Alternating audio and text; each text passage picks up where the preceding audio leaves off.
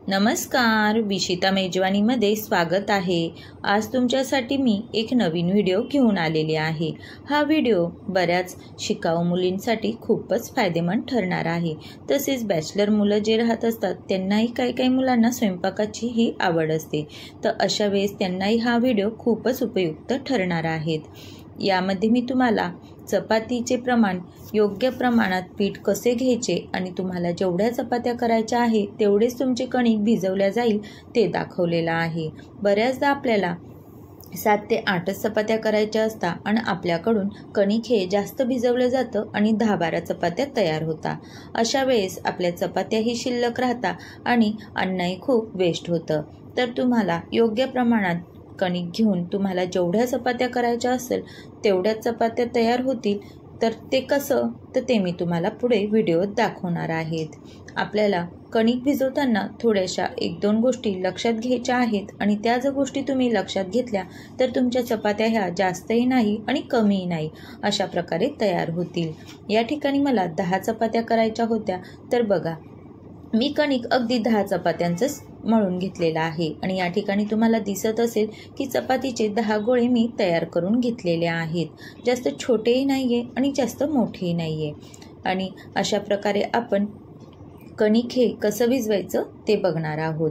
तर हा व्हिडिओ तुम्ही स्किप न करता शेवटपर्यंत नक्की बघा, तुम्हालाही याचा खूपच फायदा होणार आहे। तर शिकाऊ मुलींसाठी हा व्हिडिओ तर उपयुक्त आहेच, तसेच बऱ्याच गृहिणींकडूनही पीठ हे जास्त होतं किंवा कमी होतं, तर अशा वेळेस कशा प्रमाणात पीठ घेऊन तुम्ही योग्य प्रमाणात चपात्या करू शकता ते आज आपण बघूयात। चला तर मग सुरुवात करूया। या ठिकाणी आपल्याला गव्हाचं पीठ घ्यायचं आहे। गव्हाचं पीठ हे मी चाळणीने चाळून घेतलेलं आहे। या ठिकाणी आपल्याला मोकळ्या भांड्यात पीठ हे घ्यायचं आहे। त्यानंतर आपण यामध्ये मीठ घालून घेणार आहोत। बरेच लोक चपातीमध्ये मीठ हे घालत नाही, पण मीठ घातल्याने चपातीला चव येते, त्यामुळे तुम्ही यामध्ये थोडंसं मीठ नक्की घाला। परातीमध्ये आपण पीठ काढून घेतलं आहे। आता आपण यामध्ये व्यवस्थित असे भाग करून घेणार आहोत। या ठिकाणी मी मीठ घातलेलं आहे आणि पीठ एकदा व्यवस्थित मिक्स करून घेत आहे। व्यवस्थित मिक्स केल्यानंतर आपल्याला याचे आपल्या हाताच्या मुठीमध्ये जेवढं पीठ बसेल तेवढे पिठीचे आपल्याला हे वेगवेगळे पार्ट करून घ्यायचे आहेत। मी तुम्हाला व्हिडिओत दाखवत आहे अशा प्रकारे आपल्याला पिठाचे हे पार्ट करून घ्यायचे आहेत। अशा प्रकारे मी या ठिकाणी 10 पार्ट करून घेत आहे। बघा, असे परातीमध्येच आपण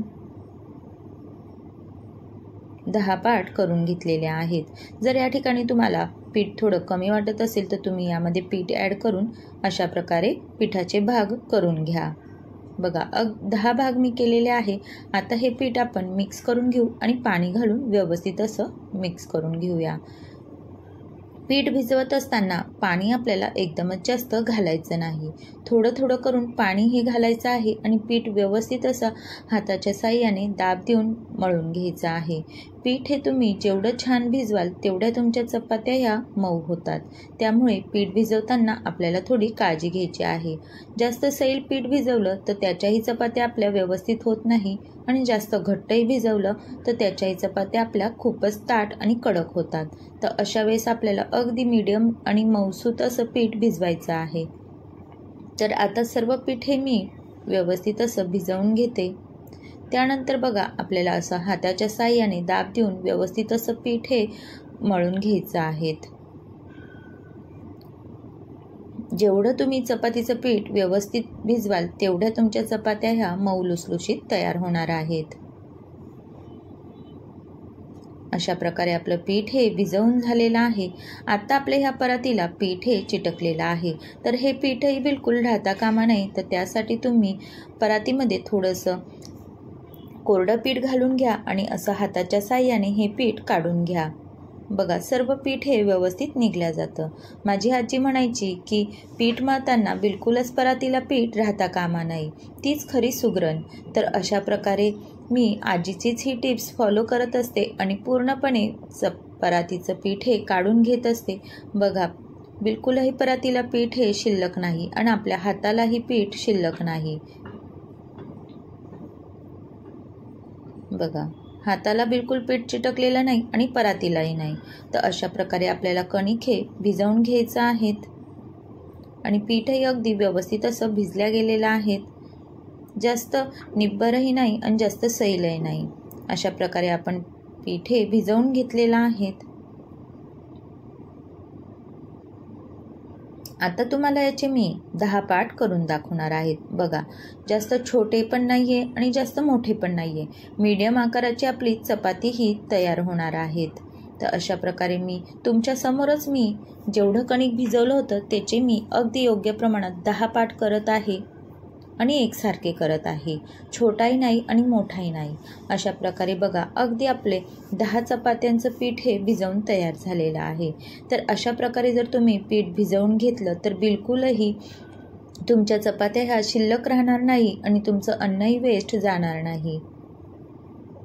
शक्यतो शिळ्या चपात्या खायला आपल्याला कंटाळा येतो आणि त्या जास्त शरीरासाठी चांगल्याही नसतात. तर अशा वेळेस तुम्ही अशा योग्य प्रमाणात जर पीठ भिजवून घेतलं तर का नाही तुमचे चपात्यांचं पीठ हे योग्य प्रमाणात भिजवल्या जाईल.